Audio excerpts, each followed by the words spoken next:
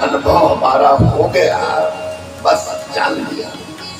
जैसे मनु कह रहा थे, मनु के विषय पर आता है कि मनु ने अपने जीवन में ये विचार कर दिया कि होए न विषय विराग भवन बसत बात चौथ मन हृदय बहुत दुखला जन्म गयो हरि भगत बिन। बहुत दुख लगा तो उन्होंने क्या किया कि उन्होंने छोड़ दिया है।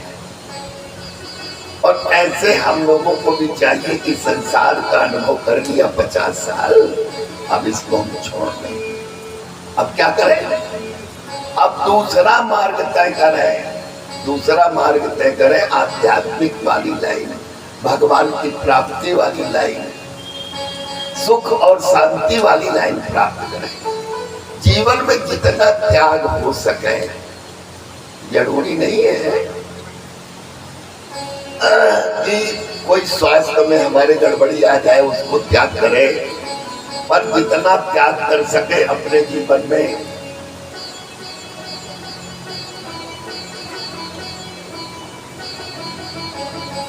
उतना त्याग करें और इस तरह अपने जीवन को आगे बढ़ाने का प्रयास करें। और जब इस तरह से चलेंगे तो हमें सुख और शांति प्राप्त होगी। पर यदि कहीं हमारे जीवन में 17 बार जरासंध वृद्धावस्था आ गई और 18वीं बार कालेवन आ जाएगा तो हमारे जीवन से छोड़ करके, यही एक सत्यता है। देखो 17 बार जो है जरासंध मथुरा में आक्रमण किया, 18वीं बार नारद जी गए कालेवन के पास, बोले कालेवन जानते हो भगवान का अवतार हो गया है। तो कालेवन पूछा कि भगवान कौन होते हैं? बोले वो भगवान होते हैं जो जरासंध जैसे शक्तिशाली व्यक्ति को 17 बार पराजित कर दिया, अब 18वीं बार तुम्हारा नंबर है। तो कालेवन ने पूछा कि अच्छा तो मैं क्या करूं? तो बोले कि एक काम करो कि अब 18वीं बार जरासंध भी आक्रमण करना चाहता है और उसी समय तुम भी चले जाओ। अब देखो इसमें क्या है कि यदि हम लोग अपने जीवन को पीड़ाएं इनसे तो हमारे जीवन में इन कथाओं का बड़ा संबंध है। यदि 17 बार हमारे जीवन में वृद्धावस्था आ जाए और फिर 18वीं बार कहीं कालेवन आ जाए तो हम लोग जीवित नहीं रहेंगे। इसका जिसके जो जीवन में हमारे जीव भाव है वो निकल जाता है। इसीलिए भगवान ने क्या किया कि मथुरा से निकल गए। अब मान लो कि हमारा शरीर ही मथुरा है और इसमें 17 बार हमारे जीवन में वृद्धावस्था आ गई, बार पक जाना, कल दिखाई देना, पैर लड़खड़ा जाना, हाथ ही काम न करना, कभी कभी थोड़ी थोड़ी बातों में विस्मित हो जाना, थोड़ी थोड़ी बातों में जिद आने लगे, चिड़चिड़ापन आने लगे। ये सब जान लेना कि अब ये जरासंध आ रहा है हमारे जीवन में, सावधान हो जाओ। और जब इस तरह से जरासंध को बताया तो जरासंध को नारद जी ने बता दिया था कि देखो जरा एक काम करना, भगवान को कैसे जानोगे? तो बोले कि महाराज बताओ। तो भगवान का सुंदर रूप का वर्णन किया और भगवान वही रूप बना करके कालेवन के पास से गए। तो कालेवन समझ गया कि बस वही है जिसको नारद जी ने बताया, यही कृष्ण है। और 17 बार जरासंध को पराजित किया है। तो अब भगवान क्या करते थे कि भगवान उसके सामने निकले और वो पकड़ने का प्रयास किया, पर 3 हाथ का फैसला रखते थे भगवान। अब भगवान क्या करने लगे कि बस उसको लगने लगा कि अब पकड़ लिया, अब पकड़ लिया, अब पकड़ लिया। और ये करते करते भगवान एक ऐसी जगह में ले गए जहां मुचकुंद जी महाराज सोते थे। अब मुचकुंद महाराज सोते थे एक गुफा में। तो भगवान ने क्या किया कि अपने उत्तरी जो उनके डाले हुए थे तो भगवान मुचकुंद में डाल दिया, अपना आगे निकल गए। तो ये जब गया कालेवन तो सोचा कि अरे मेरे भय से भयभीत होकर के ये जो है लेट गया है और इसको ये ज्ञान नहीं है कि ये कौन है। ये कालेवन है, जरासंध नहीं है, कालेवन है। ये किसी को छोड़ता नहीं है। तो जैसे मुचकुंद महाराज को थोड़ा हिलाया और उनके नेत्र खुले, ये काली वन जो है जय श्री राम हो गया। पर इतने में भगवान क्या किया कि भगवान वहां से निकल करके आए, और जब निकल करके आए तो मुचकुंद महाराज ने भगवान को देखा। अब पूछा कि महाराज आप कौन हो, ये कौन है, मेरे समझ में नहीं आता कि आखिर ये क्या है। तो भगवान ने संपूर्ण जितना सब कुछ कथा बताया है। जब महाराज मुचकुंद समझ गए तो मुचकुंद महाराज बोले कि महाराज विमोहितो अयम जनकी समाया तदीयत्वं न भजत अनर्थतः सुखाय दुःखो प्रभवेश सत्यते गृहेषु योषित पुरुषाय वांछितः। महाराज मुचकुंद जी ने भगवान की सुंदर स्तुति करी, कहा कि महाराज आप जो की माया से लोग इतना मोहित हो जाते हैं पर समझ नहीं पाते, पर आप जिसके ऊपर अपनी कृपा करो वही आपको समझ पाएगा। अब मैं आपसे एक प्रार्थना करता हूँ कि आप मुझको भक्ति दे दीजिए, बस और कुछ नहीं चाहिए। तो भगवान बोले कि देखो मैं मुचकुंद तुम्हें इस जन्म में भक्ति नहीं मिलेगी। तो बोले क्यों नहीं मिलेगी? बोले इसलिए कि तुमने क्षत्रिय धर्म माना है, अब अगले जन्म में तुम ब्राह्मण बनोगे, केवल माम उपेक्षा से मेरी उपासना करोगे, इसके अलावा नहीं। देखो तब तक भगवान की भक्ति प्राप्त नहीं होती जब तक केवल भगवान की उपासना न हो, किसी प्रकार कोई संदेह न हो, हमारे जीवन में किसी प्रकार का डाउट न हो, संशय न हो, संदेह न हो। यदि थोड़ी भी डाउट है, थोड़ा भी कहीं ये विश्वास है कि संसार में मेरी कोई सहायता करेगा, तो नहीं मिलेगी। जब उन्होंने इस तरह से सुना तो अगले जन्म में नरसिंह मेहता के रूप में भगवान मुचकुंद के ही अवतार माने जाते हैं, नरसिंह मेहता। और नरसिंह मेहता के जीवन में भगवान के अलावा कोई नहीं था, वो सब कुछ उनके लड़के के विवाह में, श्रद्धा इत्यादि में, लड़की के विवाह में, सब कुछ जितनी लीला हुई है मुचकुंद के जीवन की, वो सब भगवान की कृपा हुई। पर मैं आप लोगों को थोड़ा सा इसमें बता दूं कि जरा क्या है, अकाल यवन क्या है। जरा का अर्थ क्या है कि हमारे जीवन में हम लोग चाहते नहीं कि वृद्धावस्था आ जाए, पर वृद्धावस्था का सबसे वैज्ञानिक गुण ये है कि इसमें कहीं न कहीं हम लोगों को ये एक अनुभव होता है कि संसार में हम लोगों ने अपना बचपना, युवावस्था इत्यादि सब कुछ लगा दिया, और इसमें मिला हमको क्या है, क्या सुख मिला, क्या दुख मिला, यह बात का हम अपनी तरह से अच्छी तरह से विवेचन भी कर सकते हैं। पर हम लोग ये एक सबसे बड़ी भूल है कि इसमें हम लोग अपने डिसाइड नहीं करते, कभी एकांत में बैठ करके मूल्यांकन नहीं करते कि हमने कितना दुख मिला, कितना सुख मिला। और जब हम ये बात कर डिसाइड करेंगे कि नहीं हमको इतने परसेंट दुख मिला, इतने परसेंट सुख मिला, अब हम लोग एक अनुभवी व्यक्ति हो गए हैं, और इस तरह से जब हमारा इतना सुंदर अनुभव हो गया है तो हमको क्या करना चाहिए कि दूसरा मार्ग तय करना चाहिए। ज्ञान प्राप्ति की सुंदर शैली है ये कि पहले हमें कहीं कोई संदेह है तो उसको हम जज कर लें। मान लो हमारे दिमाग में पाप करने की एक सुख शांति है तो वही कर ले, मन करता है तो कर ले, पर फिर जब उसमें सुख शांति न मिले तो उसको छोड़ भी दे। यदि हम उसको पुनरावृत्ति किया तो फिर दैत्य राक्षस की श्रेणी में आ जाएंगे, फिर उससे श्रेणी में हम नहीं आते हैं, मानवीय श्रेणी में नहीं आते हैं, फिर राक्षसी श्रेणी में आ जाएंगे।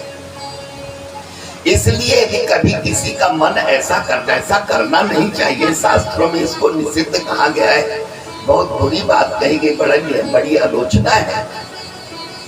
पर शास्त्र ये भी घुमा फिरा के बोलते कि नहीं तुम्हारा मन करता है तो कर लो, सब कर लो, अच्छी तरह समझ लो।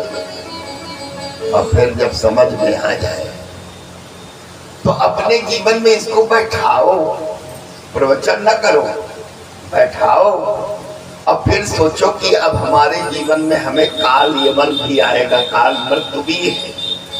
मृत्यु का स्मरण करने के बाद 41 वर्ष तक निरंतर ज्ञान ध्यान सत्संग कथा भगवत नाम सत्कर्म जो भी वेद में बताए हुए कर्म है, ईशावास्योपनिषद का दूसरे मंत्र का पहला चरण है कि कर्मण नेवी कर्माणि, वही कर्म करो जो वेद में लिखा है और उसी से सुख मिलेगा, उसी से शांति मिलेगी। भगवान ने दो व्यक्तियों को नहीं मारा, एक जरासंध को और कालयवन को। भगवान ने कालयवन जरासंध को दोनों का सम्मान करते हैं, वृद्धावस्था का भी सम्मान करते हैं और कालयवन का भी सम्मान करते हैं। देखो भगवान इसलिए सम्मान करते कि कहीं न कहीं वृद्धावस्था भी उपयोगी है। यदि युवावस्था के विषय वासना इत्यादि अहम स्थिति में के प्रवाह में ये बहता रहेगा जीव, तो जितना इसमें बहेगा उतना ये कष्ट पाएगा। और इसलिए इसके प्रवाह को थोड़ा सा मंद करने का, ठीक करने का सबसे सुंदरतम उपाय वृद्धावस्था है, शिथिलता। वृद्धावस्था का अर्थ होता है शिथिलता, शिथिल हो जाता है। अब शिथिल में तो क्या करता है कि बस उसके जीवन में कहीं न कहीं एक बुद्धि काम करती है, पर अभ्यास होने के कारण कहीं न कहीं वो उसी में जाता है। पर शास्त्र वेद पुराण महापुरुष कहते कि नहीं नहीं, उस अभ्यास से आपको उठना है, अलग और जिन्होंने उठ गए तो महापुरुष हो गए, बड़े बड़े राजर्षियों का यही न चरित्र है। जैसे मैं मनु का उदाहरण दिया तो मनु ने यही न किया है, राज्य किया है, अर्थ धर्म काम इत्यादि उनके जीवन में थे और जो जितना उनका वर्ग था सभी ही संसारिक वर्ग था, महान संसारिक। पर फिर उन्होंने क्या किया कि सब कुछ परित्याग करके और फिर वे जा करके उन्होंने भगवान की 28 हजार में साधना किया और प्राप्ति किया। अब ये लंबी कथाएं हैं, तो मैं ये जो आप लोगों को प्रसंग श्रवण कराया तो ये इसका अर्थ यही है कि अपने जीवन को आगे बढ़ाने की सबसे सुंदरतम एक शैली है, अवस्था है। आज कल मैंने बताया था कि विवाह में चर्चा करनी है। विवाह माने होता है, ये विवाह भगवान का नाम है, बी उपसर्ग है, बा शब्द का मतलब, बी का मतलब होता है विशेष, अब वाह माने होता है जो विशेष वाहन से यात्रा करे उसको विवाह बोलते। हम लोग विवाह इत्यादि में बड़ा खर्चा करते हैं, क्यों करते हैं? इसलिए करते हैं कि वहां कहीं ना कहीं भगवान है। अब बिना भगवान के हम लोग खर्चा नहीं कर सकते, बिना भगवान के हम लोग रह नहीं सकते, बिना भगवान का नाम ही जपेंगे, भगवान की कथा ही सुनेंगे, दूसरे की कथा न सुनेंगे न दूसरे का नाम ही जपेंगे। इसीलिए विवाह में हम लोग बहुत खर्चा करते हैं, उत्साह दिखाते हैं। देखो इसमें प्रथम विवाह का वर्णन है। विवाह तो भगवान के 16,108 का वर्णन है, पर हम आप लोगों को बता दें कि भगवान सबसे विवाह करते रहते हैं। नित्य प्रति भगवान सबके हृदय में विराजमान रहते हैं, वो सबसे पानी ग्रहण करते रहते हैं। भगवान यदि हमको छोड़ दे तो हम कब तक जीवित रहेंगे? जीवित नहीं रहेंगे। इसलिए भगवान का नाम विवाह है। बोलो विवाह भगवान की जय हो। पहले उन्होंने विवाह किया है। राजा सीत भीष्म को नाम विदर्भाधिपति महान 10 पंचाभवन पुत्रा कन्या का जबरानन। एक भीष्मक नाम के विदर्भाधिपति थे और उनकी पुत्री का नाम था रुक्मिणी। रुक्मिणी ने भगवान के गुण, लीला, रूप और धाम धाम की बात सुनी। जैसे सुनी तो रुक्मिणी जी सोचने लगी कि जब मुझे विवाह करना है तो मैं जो इतने सुंदर हैं, जिनके जीवन में इतना गुणवान है और जो जिनकी कथा सुनने से मेरे हृदय का ताप मिट गया, तो मैं उनसे न विवाह करूं। पर जब अपनी सहेलियों से बताया कि द्वारकाधीश से मैं विवाह करना चाहती हूँ, तो उन्होंने सहेलियों ने कहा कि देखो, भगवान के सबसे बड़े विरोधी उस समय थे जरासंध, शिशुपाल और रुक्मी। तो जब ये बात रुक्मी को मालूम हुई तो रुक्मी ने कहा कि मैं अपनी बहन का विवाह राजकुमार से करूंगा। चैत्र नरेश के राजकुमार है शिशुपाल, में उनसे करूंगा। भगवान श्री कृष्ण से मैं अपनी बहन का विवाह नहीं करूंगा। भगवान श्री कृष्ण के जन्म में विवाद है। कोई कहता है देवकी वसुदेव के लड़के, कोई कहता है कि नंद यशोदा के लड़के, तो इसमें बड़ा विवाद है और यह विवाद के कारण मैं अपनी बहन का विवाह कभी भी नहीं करूंगा। पर जब ये बात रुक्मिणी जी को मालूम हुई तो रुक्मिणी जी ने अपनी सहेलियों से बताया। तो सहेलियों ने कहा कि आप एक काम करो कि भगवान श्री कृष्ण को किसी प्रकार से कोई सूचना तो दे दो। तो रुक्मिणी जी ने क्या किया कि एक 7 श्लोकों का सुंदर जो है पत्र बनाया और 7 श्लोकों का पत्र बना करके एक ब्राह्मण देवता को दिया। कहा कि महाराज, आप धर्म कर्म के अवतार हो, धर्म कर्म के लिए आप जन्म लेते हो और मेरा ये पत्र जो है द्वारिकाधीश को दे देना। देखो, उन्होंने रुक्मिणी जी ने लिखा था, स्वत्वा गुणान भुवन सुंदर सुनवते निर्विश्र कर्ण विवरई हरतो तंगतापम रूपम प्रसाद समताम अखिलार्थलाभम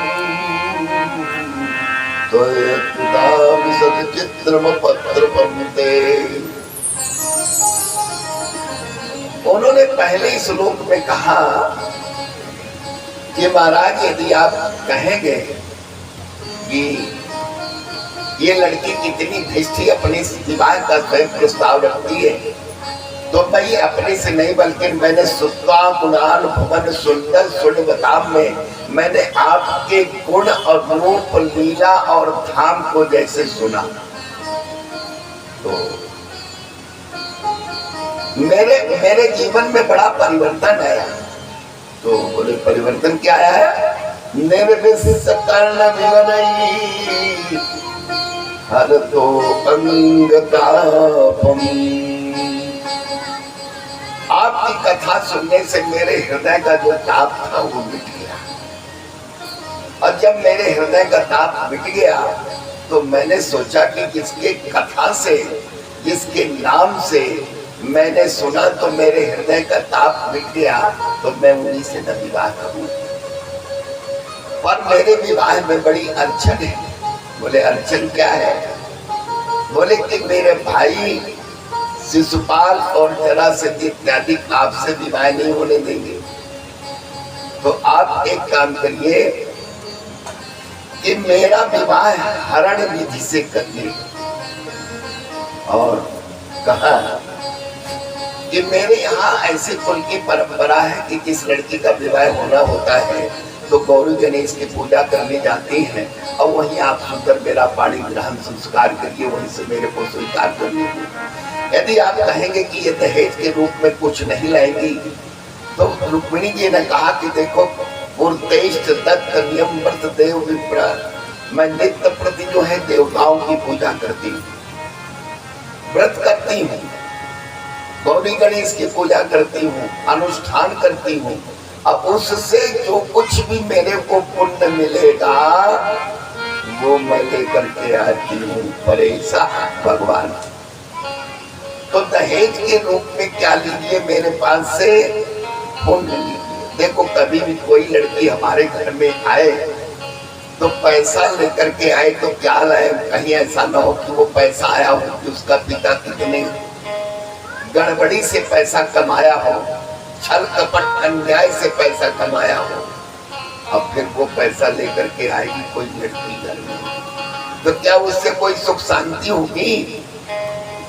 पर कहीं ऐसी लड़की आ जाए जो त्यागी हो, तपस्वी हो, नियम व्रत इत्यादि में विश्वास रखती हो, भौतिक विलासता पे विश्वास न रखती हो, और जब ऐसी लड़की हमारे घर में आएगी तो सुख और शांति प्रदान करेगी। पर हमें भी कहीं ऐसी लड़की की कामना करेंगे कि जो बहुत सारा धन लेकर के आए, तो कुछ नहीं, 0/0 हो जाते हैं लोग, बहुत परेशान हो जाते हैं। तो हमेशा ये विचार करना चाहिए, यही बात वो कहती हैं कि गुरु अर्चना दिव्य अलम भगवान परेशान। देखो,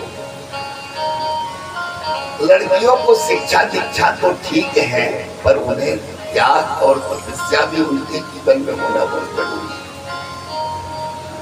आकृति को मनु ने देखा था कि मेरी लड़की इतनी त्यागिनी, इतनी तपस्वी है, तो देखो आकृति के आचरण से मनु ने कह दिया था कि मेरी लड़की के जो लड़का होगा भगवान के अलावा दूसरा कोई जन्म ही नहीं ले सकता। मेरी लड़की के कोख में भगवान के अलावा कोई नहीं आएगा, सांसारिक लड़का ने आ ही नहीं सकता। तो मनु से पूछा कि भाई आपने कैसे जाना? तो बोले अरे ये इतनी तपस्वी जो अपने जीवन में त्याग तपस्या में अपना जीवन लगाए हैं, तो उसके कोख में साधारण संसारिक लड़का आएगा, भगवान आएंगे। तो बोले कि इसका प्रमाण क्या है? तो बोले रुचि से बोले कि रुचि पहला पुत्र होगा तो उसमें मेरा अधिकार होगा, मैं लूंगा। तो बोले आप क्यों लेंगे? बोले वो भगवान होगा तो मुझको भगवान मिले, मैं भगवान लेता हूँ, पुत्र थोड़ी लेता हूँ। तो रुचि बड़े प्रसन्न हुए कि जो मेरी धर्मपत्नी होने वाली है इतनी धर्मात्मा, इतनी महापुरुष है, उसके गर्भ से भगवान ही पैदा होने वाले। देखते तो भगवान तब पैदा होंगे जब जिस तरह से क्या है पूर्तेश नियम व्रत देव विप्र पूजा। अब फिर गुरु अर्चना दिव्य अलम भगवान परे भगवान की पूजा कर। अच्छा, इस तरह से कभी कोई नियम पूर्वक काम करेगा तो भगवान की कृपा होगी। भगवान ने ये पत्र जैसे पढ़ा तो ब्राह्मण देवता को लिया और वहीं आ गए विदर्भ नरेश के। और जब विदर्भ नरेश के यहाँ गए कि विदर्भ नरेश के उन्होंने क्या किया कि विदर्भ नरेश उस समय जो है शिशुपाल का सम्मान करने जा रहे हैं। तो द्वारिकाधीश सोचने लगे कि विवाह तो मेरे साथ होना है और ये सम्मान तो शिशुपाल का करने जाते हैं। तो बीच में द्वारिकाधीश की सुंदर जब झांकी देखा विदर्भ नरेश तो बड़े प्रसन्न हो गए। बोले द्वारिकाधीश को मैंने निमंत्रण तो नहीं दिया, पर मेरी पुत्री के विवाह में आ गए, बड़ा अच्छा है, मैं पहले इनका सम्मान कर दूं फिर शिशुपाल ना करूंगा। पर उन्होंने क्या किया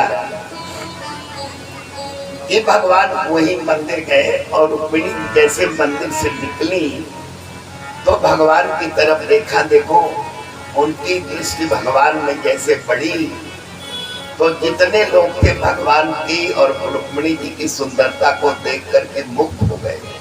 जो सुरक्षा में थे तो कहने लगे कि और आज तक हमने इतना सुंदर जोड़ा देखा नहीं। रुक्मिणी को देखते तो वो बहुत सुंदर, भगवान को देखते तो बहुत सुंदर। और भगवान ने क्या किया, रुक्मिणी जी का बहुत हड़बड़ाई नहीं, धीरे से हाथ पकड़ करके रथ के पास चले गए। और जब रथ के पास चले गए और रथ में चढ़ करके चले गए तब उन्हें ध्यान आया कि अरे अब रुक्मिणी जी की सुंदरता थोड़ी देखना था, भगवान श्री कृष्ण की सुंदरता थोड़ी देखनी थी, हमें तो रुक्मिणी जी की रक्षा करनी थी। पर भगवान ले गए। देखो भगवान ने जितने विवाह किया है वो सब वैदिक ढंग से विवाह किया है। उन्होंने ब्रज में लीला किया है तो सिर्फ 11 वर्ष कुछ महीने और बाकी जितना विवाह किया है ये प्रथम विवाह भगवान का। अब बढ़िया पाणी ग्रहण संस्कार किया भगवान ने। देखो भगवान के पुत्र हुए हैं, एक रानी के 10 लड़के 1 लड़की और 16,108 बुल्ले के उनके विवाह में। अब सोच लो कितने लड़के, कितने नाती, कितने बच्चे हुए होंगे। और 8 पटरानी के लड़कों का नाम है। फिर बाकी में सुखदेव जी ने कह दिया कि यदि मैं कहूंगा तो पूरी भागवत सिर्फ भगवान श्री कृष्ण के लड़का नातियों के नाम लेने में चली जाएगी साथ ही, और बाकी सब बता रह जाएंगे। तो समाज ने कह दिया। अब हम प्रथम पुत्र का जो है, प्रथम पुत्र की थोड़ा सा चर्चा कर दे, बाकी सब में चर्चा करेंगे तो लंबी चर्चा आएगी। देखो भगवान श्री कृष्ण के प्रथम पुत्र का नाम था प्रद्युम्न और ये कामदेव के अवतार है।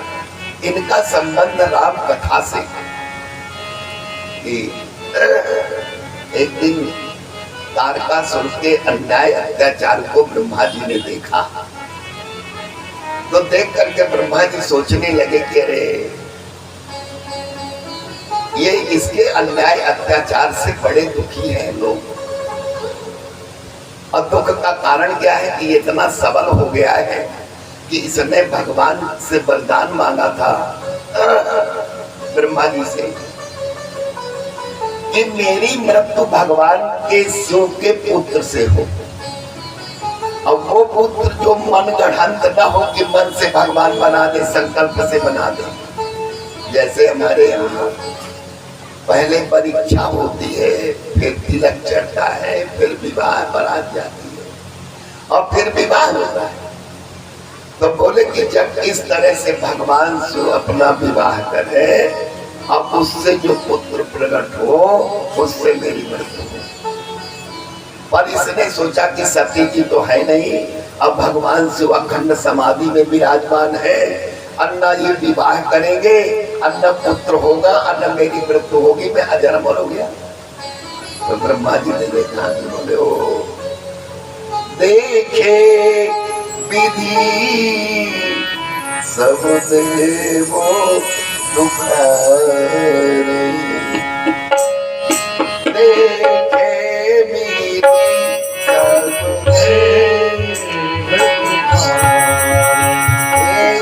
देवो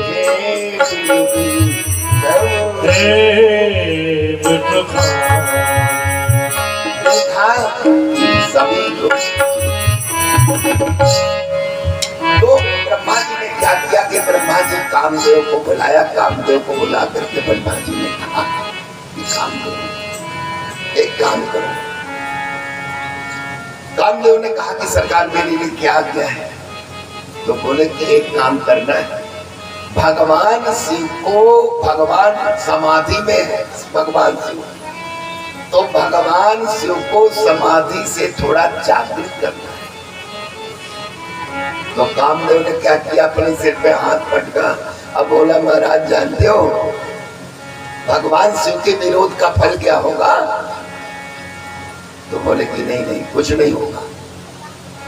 तो कामदेव ने कहा कि शिव विरोध दुर्मरण है हमारा, ये मैं जानता हूं कि जिस दिन मैं भगवान शिव के पास जाऊंगा, उनकी किसी प्रकार साधना त्याग तपस्या पर यदि कहीं मैंने किसी प्रकार से कोई विघ्न डाला तो जानते हो भगवान शिव क्या करेंगे? चेता देंगे तो मैं मर जाऊंगा, नष्ट हो जाऊंगा। तो ब्रह्मा जी बोले कि नहीं नहीं नहीं, हम लोग क्या करेंगे कि जब आप उनको समाधि से अलग करोगे तो हम लोग वहीं रहेंगे, खड़े रहेंगे, और जैसे वो नेत्र खोलेंगे तो हम लोग क्या करेंगे, तब हम जाए शिवई सिरनाई वो, तब हम भगवान शिव को प्रणाम करेंगे।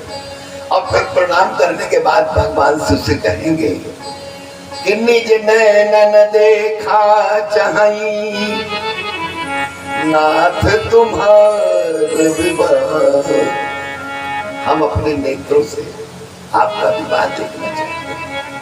क्योंकि सती जी पार्वती के रूप में जन्म ले लिया है और तारकासुर के कारण देवता इत्यादि बहुत दुखी हैं, पर जब तक भगवान शिव के पुत्र नहीं होंगे कार्तिकेय, तब तक तारकासुर का वध नहीं होगा और देवताओं को विचारों को शांति नहीं मिलेगी। इसलिए तुम अपने लिए नहीं बल्कि देवताओं के हित के लिए हो। कामदेव तो जानते थे कि अरे भगवान शिव आदि है, पुण्य है, मैं चल जाऊंगा। पर कामदेव ने एक धर्म निकाला। धर्म क्या है? परहित लागत जय जो दे, परहित लागत जय जो दे, परहित लागत परहित लागत जय जो दे, संतत संत प्रशंसन दे, संतत संत प्रशंसन देहि, संतत संत प्रशंसन संतत संत प्रशंसन देहि, परहित लागत जो देहि, परहित लागत जय जो देहि।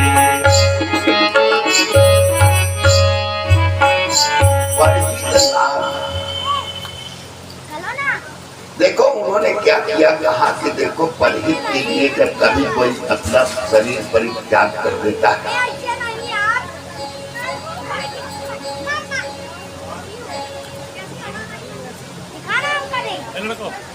चलो अब फिर नाचना है।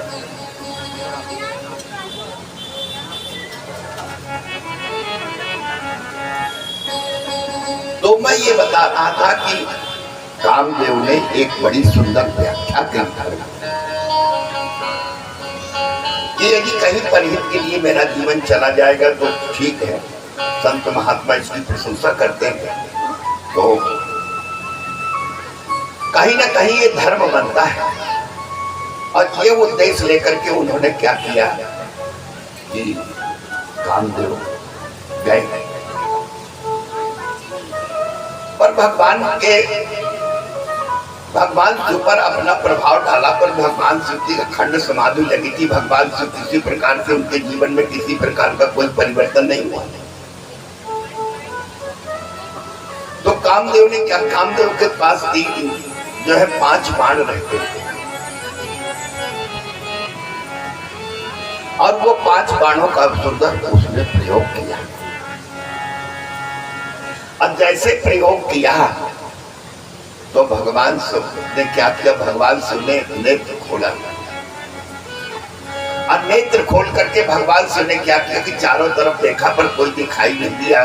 पर जब उन्होंने नेत्र खोल करके देखा तो देखा कि सौरों पल्लों मदन बिलों का ये एक आमा की डाली में कामदेव बैठा है। तो भगवान शिव सोचने अरे मैं इस कामदेव को कई बार पराजित किया, पर ये कामदेव क्या है कि कहीं ना कहीं मेरे पास इतना दुष्ट की आ जाता है। पर आज देखो कभी कभी आप लोगों ने देखा होगा कि भगवान शिव अपने भगवती को बगल में बैठाए हैं, तो वो उनकी सुंदर एक लीला थी, लीला है कामदेव को पराजित करने की एक लीला है ये। पर आज भगवान ने शिव ने क्या किया कि तीसरा नयन खोला, चित्तवत काम भयो जल छारा, और जैसे नेत्र खोला उसी समय कामदेव क्या है कि नष्ट हो गया। और जब कामदेव नष्ट हो गया तो ये बात रति को मालूम हुई। तो रति ने क्या किया कि रोदित विदित बहुभांति संकर करत संकर पा गई। देखो जोगिया कंटक भय पतिगत सुनत रति मूर्छित भई, रोदित विदित बहुभांति करुणा करत संकर पा गई। अति जो भी कर विनती विधि जोर कर सन्मुख रही, प्रभु आशुतोष कृपाल सो अवदान रखबो सजी। जब रति गई तो रति सबसे बताते हुए गई कि मेरे साथ भगवान शिव ने बड़ा अन्याय किया है। क्या अन्याय किया है? मेरे पति जो है परहित के लिए गए थे, पर भगवान शिव को क्या करना चाहिए, कहीं न कहीं मेरे पति की जो है मदद करनी चाहिए, पर मदद नहीं किया। मेरे पति का जो है मार दिया है, नष्ट कर दिया। और ये कहते कहते सत्य जो रति हैं वो आई और भगवान शिव से कहा कि आपने मेरे साथ अच्छा नहीं किया है, मेरे पति का आपने वध कर दिया, मार दिया।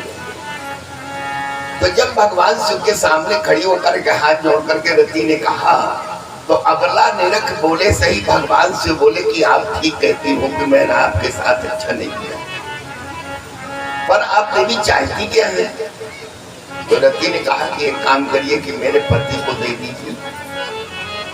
तो भगवान शिव बोले कि देखो रति, तुम्हारा पति तो है नहीं, पर मैं एक काम करता हूँ कि तुम्हारे जहाँ पति रहे, जहाँ काम रहता है वहाँ राम नहीं रहते, और जहाँ राम रहता है काम नहीं रहता।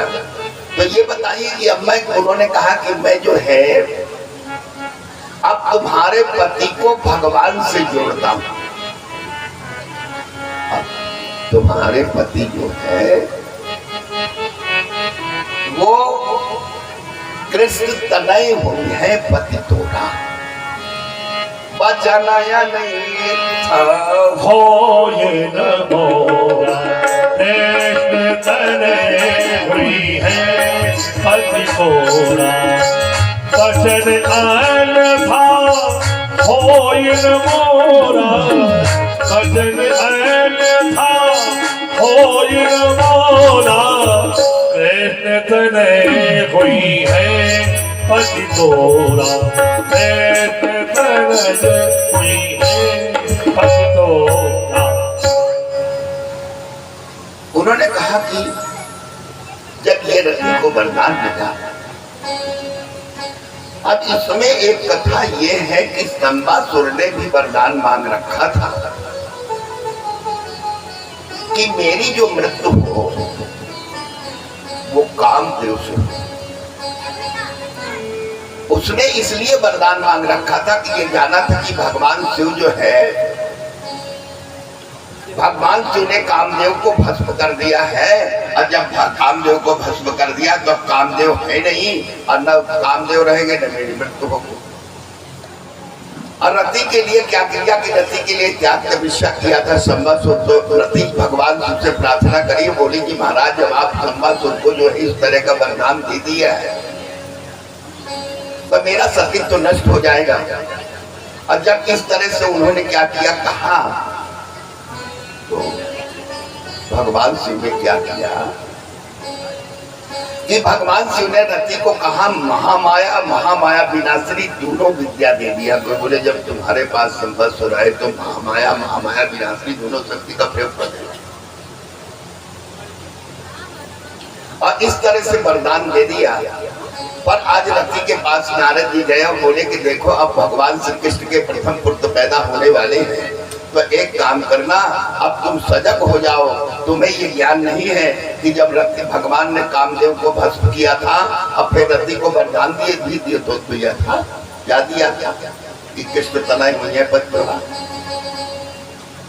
तो आप जो है वरदान पर ध्यान नहीं दी है। देखो आज ये प्रथम पुत्र जब हुआ तो भगवान श्री कृष्ण के प्रद्युम्न जी महाराज जब रुक्मिणी जी के गर्भ से जन्म लिया तो ये संबासुर गया, और संबासुर जा करके क्या किया कि प्रद्युम्न जी को सूतिका ग्रह से ले आकर के समुद्र में डाल दिया। अब सोचने लगा कि समुद्र में मछली खा जाएंगी, सब जीव जंतु खा जाएंगे, पर भगवान की ऐसी कृपा थी कि वो मछली के गर्भ में जिस तरह से पहले मैया के गर्भ में थे प्रद्युम्न जी, उसी तरह से उस मछली के गर्भ में गए। अब संयोग से बहरिया मार करके संबासुर के नया जब उसने चीरा तो देखा कि एक बड़ा सुंदर दिव्य राजकुमार रति थी। तो रति ने क्या किया कि रति ने जब देखा तो नारद जी का उन्हें वाक्य स्मरण हो आया, और बहलिया से बोले कि देखो बहलिया, न तो मेरे पास पति है न मेरे पास पुत्र है, आप एक काम करो ये लड़का दे दो तो मैं पाल लूंगी, पाल पोस लूंगी। तो बहलिया ने सोचा कि चलो मैं क्या करूंगा, ये सब स्त्री है पाल पोस लेगी, ठीक है, दे दिया। पर रति ने क्या किया कि रति ने इतनी सेवा करी प्रद्युम्न जी की, पर एक दिन रति ने पति जैसा भाव प्रकट किया तो महाराज प्रद्युम्न जी बोले कि देखो देवी, आप तो मेरी माँ हो, पर पत्नी जैसा भाव क्यों प्रकट कर रही हो?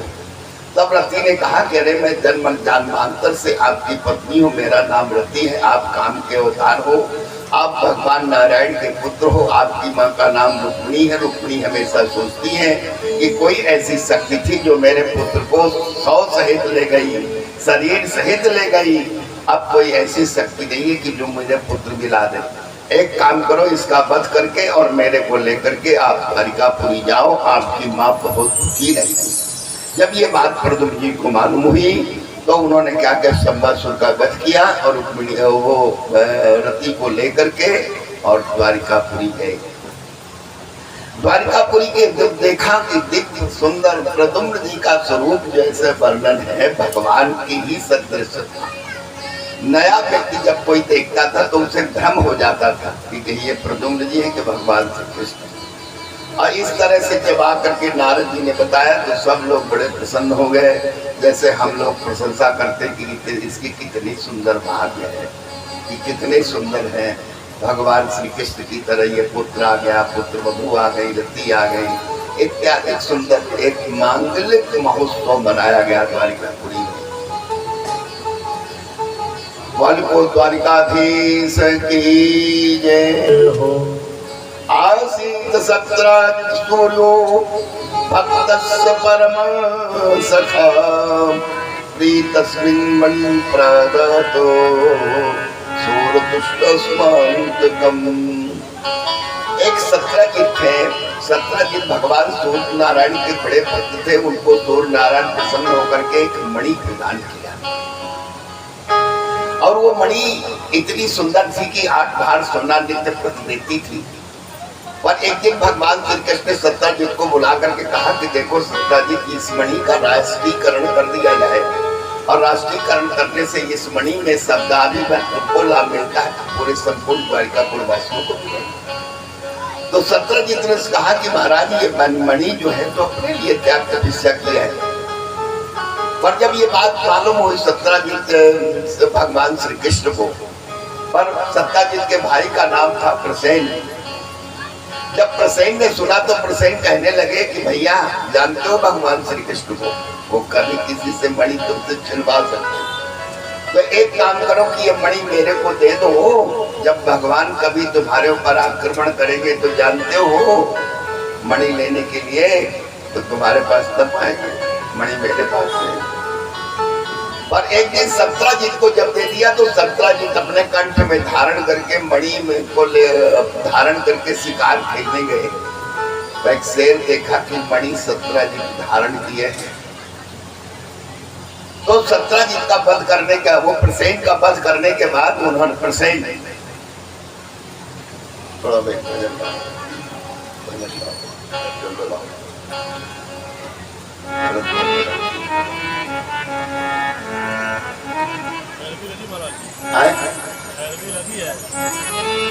अबे गर्मी इतनी, गर्मी कहाँ लगती,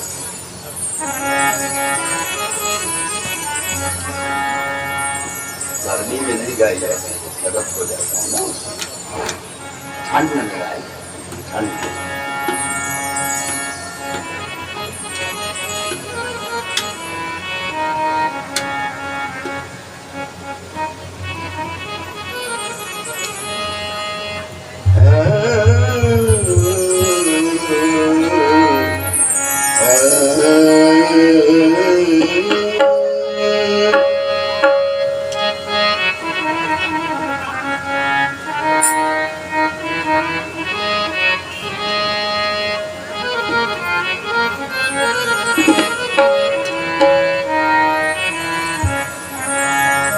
प्रभु जी, चलो सब लोग मेरे साथ गाना, ये प्रार्थना भजन है।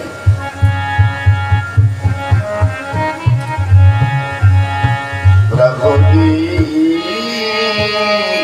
मोरे अवगुण चेतना धर्यो मोरे अब कौन चित ना धरो। प्रभु जी मोरे अब कौन चित ना धरो। प्रभु जी मोरे अब कौन चित ना धरो। समदर्शी है नाम तुम्हारो। समदर्शी है नाम तुम्हारो। अपने पर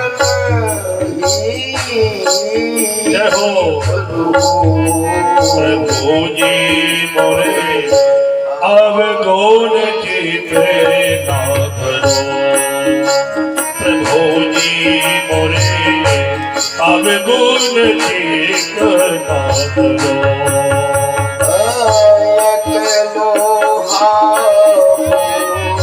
या मेरा खतो। एक लोहा को या मेरा खतो। एक घर बधिक परो। एक घर बधिकी परो। पारस गुण जय हो पारस गुण गुण नहीं चितवतो। आरठ गुण अब गुण नहीं चितव को। जन करत खरो प्रभु जी मोरे अब कौन चित ना धरो।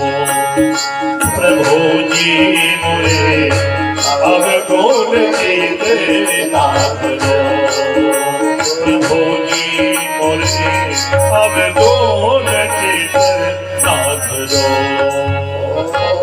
एक नदी आय को न हो। एक नदिया एक नाव कहावतो। मैलो नीर भर्यो। मैलो नीरी भरो। जब मिल के तो एक बरन भयो है। जब मिल गए परन भयो है। सुर सरी नाम परो अब कौन चित ना धरो। हमारे प्रभु अब कौन चित ना धरो। हमारे प्रभु अमर गुण चित न करो। हमारे प्रभु अब कौन चित ना धरो। एक जीव जगो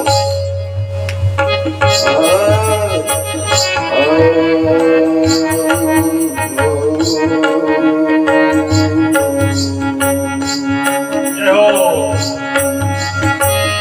एक जीव जगो एक जीव एक ब्रह्म का बनो। एक जीव एक ब्रह्म एक जीव एक ब्रह्म कहावत। सूर श्याम झगड़ो टूर श्याम झगड़ो। अब किबेर मोहि पार करो। अब की बेर मोहि पार करो। अब किबेर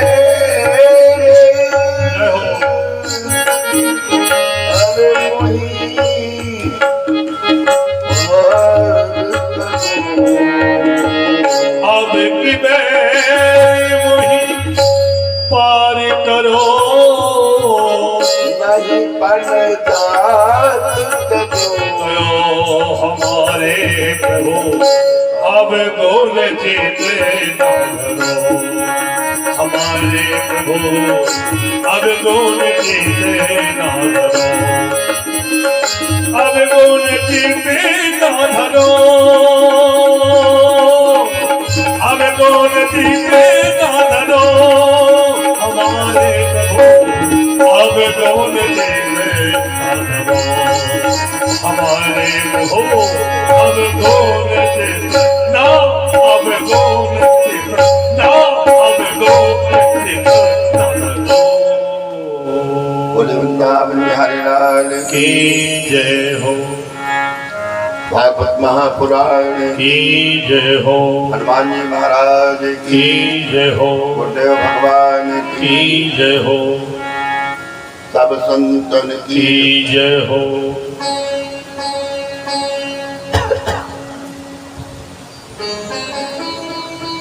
तो मैं आप लोगों को बता रहा था कि प्रसेन ने अपने देखो प्रसेन ने ये जो मणि प्राप्त किया इसकी वैज्ञानिकता ये है कि जब कभी कोई व्यक्ति इस तरह से सस्ती चीज प्राप्त करता है बिना प्रयत्न के प्रयास के तो उसका मूल्यांकन क्या करता है कुछ कम करता है पर जब कभी कोई व्यक्ति वस्तु हमें कठिन प्रयास से प्राप्त होती है तो उसका मूल्यांकन करते हैं उसकी रख रखाव में व्यवस्था करते हैं पर ये जो मणि मिली थी तो ये मणि कैसे मिली प्रेजेंट को बिना परिश्रम के मिली त्याग तपस्या तो सत्राजित ने किया पर इतनी अमूल्य निधि को कहीं इस तरह से अपने कंठ में धारण करके जंगल इत्यादि में एकांत में घूमना कहीं न कहीं असमझता की बात ये है। थोड़े ही लड़कों को थोड़ा प्रसाद तो दे दो कुछ मेरी थोड़ी टाइम कटती है और नजदीक खेलते हैं तो मस्त है।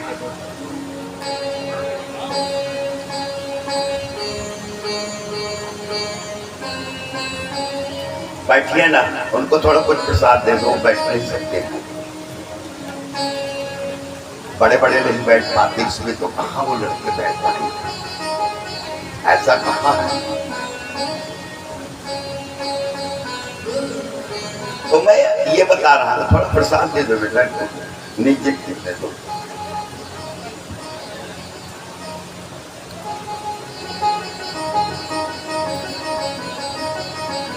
तो उन्होंने क्या किया कि हाँ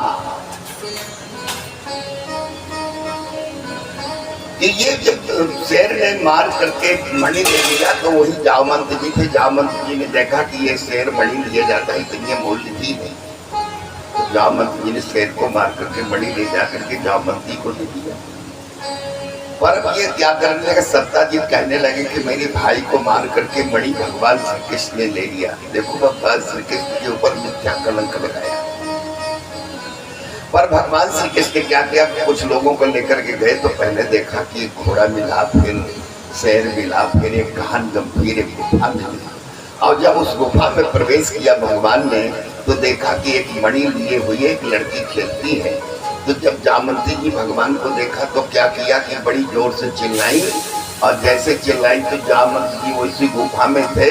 तो जामवंत जी ने देखा कि मेरी लड़की के पास कोई व्यक्ति खड़ा है तो जामवंत जी ने कुछ आव ताव नहीं देखा भगवान श्री कृष्ण से युद्ध करने लगे और 27 दिन तक युद्ध रात दिन चलता था। अब देखो यदि हम जामवंत के इतिहास पर विचार करें तो जामवंत जी कहते हैं कि जब मैं त्रिविक्रम अवतार हुआ था वामन अवतार तब मैं तरुण था। अब फिर वही जामवंत जी रावण को कर्ण के जब युद्ध हो रहा था तो एक दिन मेघनाद सबको परेशान किया पर जामवंत जी से नहीं लड़ा। तो जामवंत जी बोले कि तू मेरे से क्यों नहीं लड़ता मेघनाद। तो मेघनाद बोला अरे तेरे बुढ़े से लड़ने मेरे को संकोच होता है तू बुढ़ा है। तो जामवंत जी को ताव आ गया तो जामवंत जी ने क्या किया कि मेघनाद जैसे शक्तिशाली व्यक्ति को फटक करके और उसके छत्तल पर अपना पैर रख करके अब कहा कि ये बताओ कि मैं बुढ़ा हूं कि युवा हूं। तो मेघनाथ ने बोला कि अरे बूढ़ जान सच छाड़े तो ही अल्लाह के अधम प्रचारे मोही। मैंने तो तेरे को बुढ़ा जान करके छोड़ दिया था, तो मेरे को पछाड़ दिया, परेशान कर दिया, क्या बताऊं। अब वही जामवंत जी द्वापर के अंत में भगवान श्री कृष्ण जैसे शक्तिशाली व्यक्ति से 27 दिन तक रातों दिन बिताया। पर 27वें दिन भगवान ने एक मुक्का मारी तो अंगबंग जब ठीक हुए तो सोचे मैंने देवता दैत्य दानव इत्यादि सबसे युद्ध किया, पर आज तक इतना शक्तिशाली मुक्का कोई नहीं मारा, और ये है कौन। तब भगवान से पूछा कि आप कौन हो। तब भगवान ने अपना परिचय दिया। तो उन्होंने पूछा कि अच्छा आपके आने का अभिप्राय क्या है। तो उन्होंने कहा कि मेरे आने का अभिप्राय ये मणि है। तो जामवंत जी ने कह दिया कि महाराज ये मणि तो मैंने अपनी पुत्री को दे दिया है। जब कोई वस्तु किसी को दे दी जाती तो फिर वापस नहीं की जा सकती। मैंने ये मणि और ये आपको पुत्री देता हूँ। देखो भगवान ने एक जामवंती जी से विवाह किया है। सत्यजीत को लगने लगा कि मैंने भगवान के ऊपर मिथ्या कलंक लगाया है, तो इसलिए उन्होंने सत्यजीत ने क्या किया कि वो मणि अपनी सत्यभामा पुत्री का भगवान के साथ विवाह किया। एक बिंद अनबिंद नाम के राजकुमार थे, उनकी लड़की बहन का नाम था मित्रविंदा। मित्रविंदा से भी भगवान ने विवाह किया है। एक नग्नजीत नाम के राजा थे, उनकी लड़की का नाम था नागनजीत, उनको सत्या भी कहते थे। इनके विवाह में भगवान की शर्त थी 7 बैलों को नियंत्रण जो कर देगा उसके साथ हम विवाह करेंगे। तो भगवान 7 ग्रुप बना करके सुंदर इनके साथ जो है विवाह कर दिया। एक बार भगवान जो है इंद्रप्रस्थ में गए, वहां शिकार खेलने गए तो देखा कि एक जमुना जी जब घोड़े उनके पानी से पीने के लिए ले गए जमुना जी में, तो देखा कि एक लड़की जल के अंदर तपस्या करती है। तो भगवान ने क्या किया, अर्जुन से कहा कि जाओ लड़की से पूछो कौन है। तो जब गए कालिंदी के पास तो कालिंदी ने अपना सुंदर परिचय दिया, कहा कि हम देव सवितुर तुहिता पतिमिच्छति विश्वम्भरेण वरदं तपः परममाश्रिता। कहा कि मैं सविता सूर्य की पुत्री हूँ, मैं भगवान को पति के रूप में प्राप्त करने के लिए इस जल में जो है तपस्या करती हूँ। अब मेरे ऊपर मेरे पति की, मेरे पिता की हमेशा दृष्टि रहती है। यदि कभी कोई राजकुमार मेरे ऊपर दृष्टि डालेगा तो मेरे पिता जो है अपनी प्रचंड ताप से उस शक्ति से उसे नष्ट कर देंगे। इसलिए मैं दूसरे को पति नहीं बनाना चाहती। नान्यम पति बिणे वीरम तामृते श्री निकेतनम कालिंदी समाख्याता बसाम यमुना जले। इस तरह से उन्होंने कहा कि देखो तू सताम में ना था, मैं अनाथ हूँ। भगवान अर्जुन से कहने लगी कि मैं अनाथ हूँ, अब मेरे ऊपर भगवान जरूर तो सो प्रसन्न होंगे। तो जब अर्जुन ने सुना तो कहा कि देवी जानती हो जो रथ में बैठे कौन है, वो भगवान ही तो है। तो यदि आप पति बनाना चाहती हैं, वर्ण करना चाहती हैं, दरवाजे में भगवान आ जाए तो वर्ण करना चाहिए। इस तरह से भगवान ने कालिंदी से विवाह किया है। देखो एक विवाह भद्रा से किया है और एक लक्ष्मणा से विवाह किया, 8 पटरानियां हुई। और फिर एक बार भगवान ने क्या किया, एक दिन नारद जी ने एक बड़ी सुंदर लीला करी। नारद जी स्वर्ग से आए तो भगवान उस समय रुक्मिणी जी के महल में विराजमान थे। तो क्या किया नारद जी ने कि वो उस पारिजात का फूल लेकर के आए।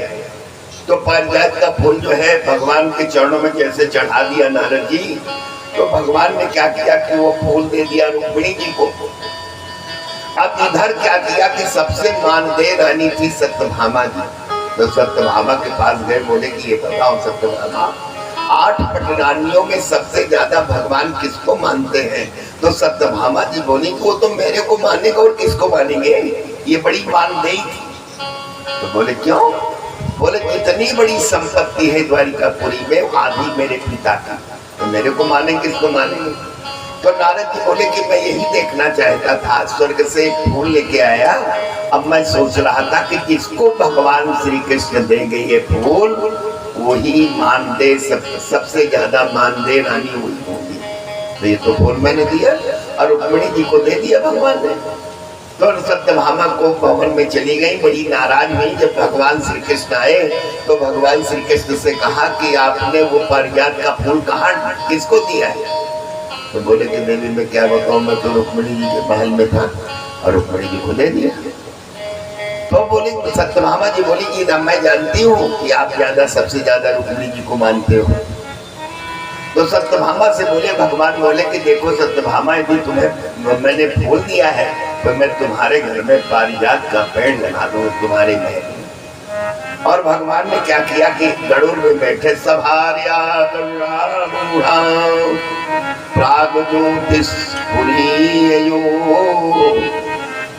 सत्यभामा को लिया। पहले भगवान प्राग ज्योतिषपुर गए। प्राग ज्योतिषपुर में भौमासुर की राजधानी थी। अब भौमासुर ने क्या किया था, 16,000 लड़कियों को बंदी बनाए थे। आज भगवान नारद जी सोचे थे कि वो राजकुमारियां बिचारी क्या लिए हैं कि भौमासुर के यहाँ जो है बंदी बनी। तो गाइस कैसी लगी आज की मेरी वीडियो? आई होप आप लोगों को अच्छी लगी होगी। यदि वीडियो अच्छी लगी हो तो चैनल सब्सक्राइब कर दीजिएगा, वीडियो को लाइक शेयर कर दीजिएगा। और आप भी इस तरह वीडियो बनवाना चाहते हैं तो मुझसे कॉन्टैक्ट करिएगा। तो मिलते हैं नए वीडियो में। बाय, जय सीताराम।